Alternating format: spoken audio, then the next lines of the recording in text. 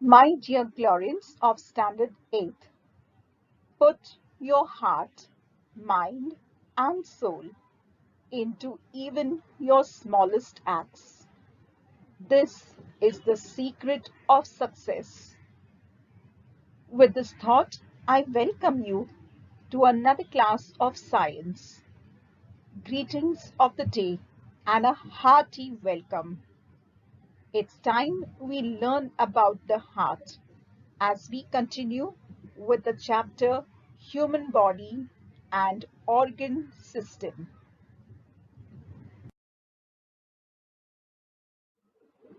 In the previous class, you have learned about blood circulation, the process of pumping blood towards various parts of the body and bringing it back towards the heart is called as blood circulation.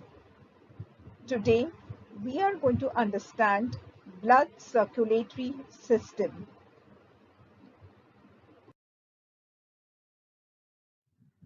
The blood circulatory system, also called cardiovascular system, delivers nutrients and oxygen to all cells in the body for basic functions to occur. It consists of the heart and the blood vessels running through the entire body.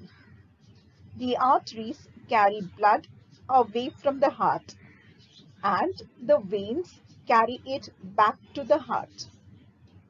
Arteries are seen in red color and veins are seen in blue color. We will now understand the structure and functions of human heart. Heart is an organ that serves as a pump to circulate blood. It is present almost at the center in the thoracic cage. Thoracic cage is rib cage. It is present behind the ribs, as you can see, between the two lungs and slightly inclined on the left side. This is the right lung. This is the left lung. Thus, we see that the heart is inclined to the left. The size of human heart is equal to one's own clenched fist, and it weighs approximately 360 grams. The heart is covered by a double layer membrane. The space between the two membranes is filled with a fluid called as pericardial fluid. This fluid protects the heart from friction and mechanical shocks.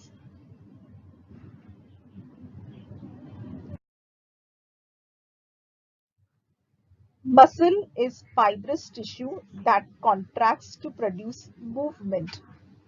There are three types of muscle tissue in the body: cardiac, skeletal, and smooth. Cardiac muscle tissue or myocardium is a specialized type of muscle tissue that forms the heart. Remember that cardiac muscle only exists in the heart. It contains cardiac muscle cells which perform highly coordinated actions that keep the heart pumping blood and circulating it throughout the body. Unlike the skeletal muscle tissue, such as that which is present in the arm and legs, the movements that cardiac muscle tissue produces are involuntary. This means that they are automatic and that a person cannot control them. Thus, due to the involuntary cardiac muscles present in the heart, it is able to contract and relax with a definite rhythm. This is called as beating of heart.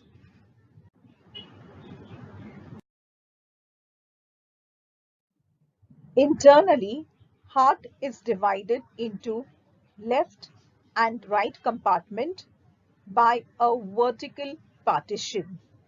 This partition is called as septum. Each of these compartments are then again divided into two chambers. Thus, we have two upper chambers and two lower chambers. The upper chambers are called as atria, singular atrium, and lower chambers are called as ventricles. Thus, we have the four chambers: right atrium, left atrium, right ventricle, and left ventricle. Upper chambers are called as atria, lower chambers are called as ventricles. Thus, we find that the human heart is four-chambered: right atrium, right ventricle, left atrium, and left ventricle are the four chambers seen in the heart. Let us understand structure and functions of blood vessels. We know that the heart beats continuously, and because of this, blood circulates continuously through the blood vessels. As told to you earlier, the blood vessels are of two kinds. The tubes or vessels seen in red are the arteries. Arteries carry blood from the heart to different parts of the body. Remember that the arteries carry oxygenated blood.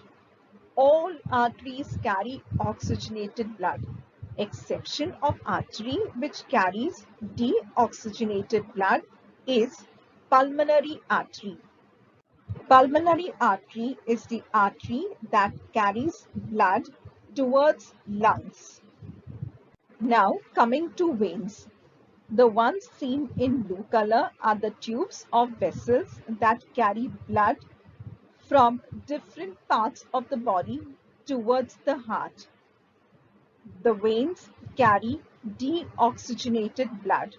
All veins carry deoxygenated blood, with the exception of pulmonary vein. Pulmonary vein carries oxygenated blood. Pulmonary vein arises or comes from lungs. We will now take a closer look at arteries and veins and thus understand their differences better.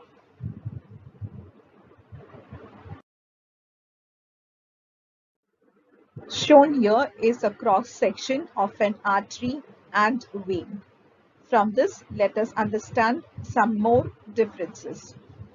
We have already learned that arteries carry blood from the heart to the different parts of the body, while veins bring back blood from different parts of the body to the heart.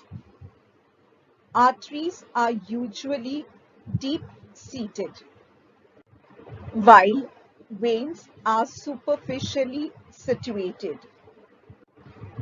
It means that the veins are not very deep below the skin. We can just see them beneath the skin.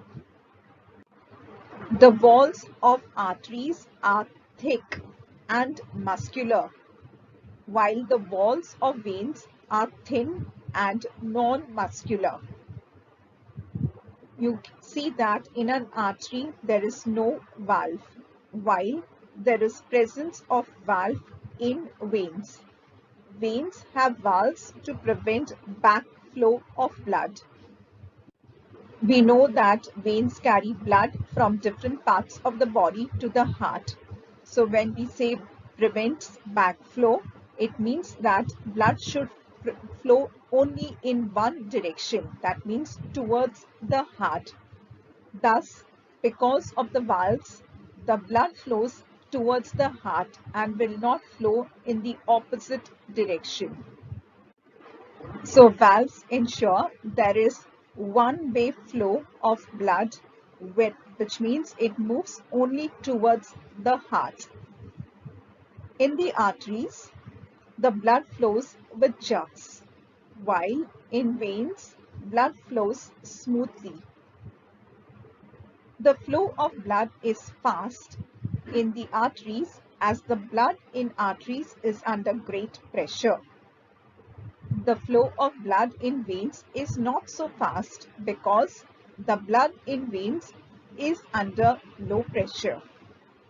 We have already learned that except the pulmonary artery, all arteries carry oxygenated blood, and except pulmonary vein, all the veins carry deoxygenated blood. Let us understand the blood vessel capillaries. Arteries arise from the aorta. Aorta is the largest artery arising from the heart. Arteries, as we know, carry oxygenated blood to different parts of the body.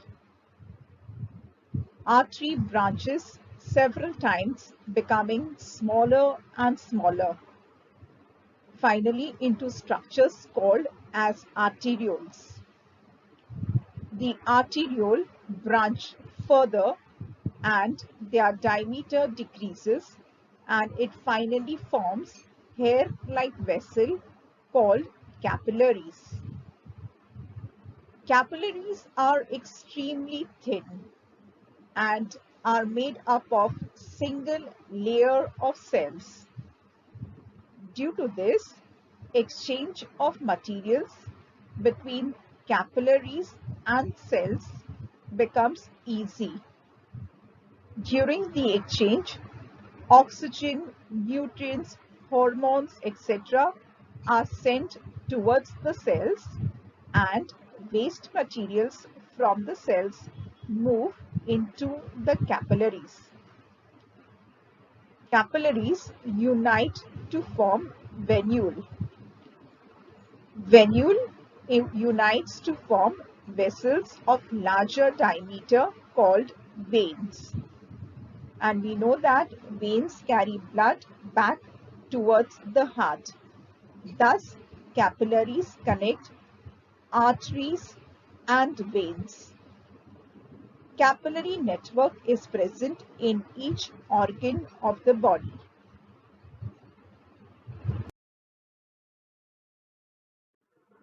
Do you know, in case of a healthy person, the heart beats 72 times per minute. Rate of heartbeat increases due to physical exercise and emotions. Similarly, it has been observed that the heartbeat decreases during rest and sleep.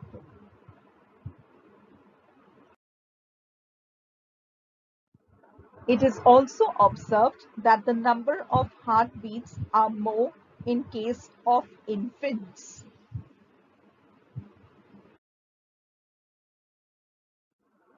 Consecutive single contraction and relaxation of heart constitutes a single heartbeat.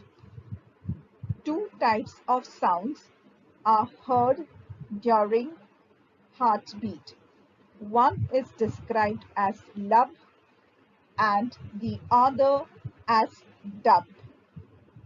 Heart pumps about 75 ml of blood during each beat.